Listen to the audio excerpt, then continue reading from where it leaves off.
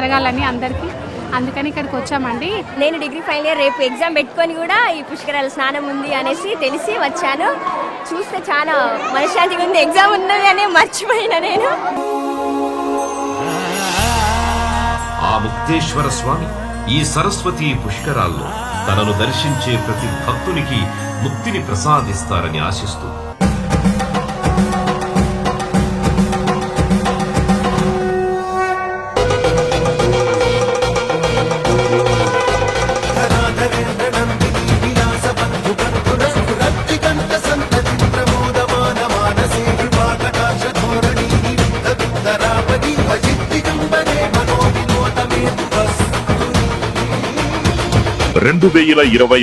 మే 21 నుంచి జూన్ 1 వరకు 12 రోజుల పాటు జయశంకర్ భూపాలపల్లి జిల్లాలోని శ్రీ కాళేశ్వర ముక్తేశ్వర స్వామి క్షేత్రం సన్నిధిలో జరిగే సరస్వతి అంత్య పుష్కర మహోత్సవాలకు అశేష జనావళి భక్తి ప్రపత్తులతో తరలిరండి.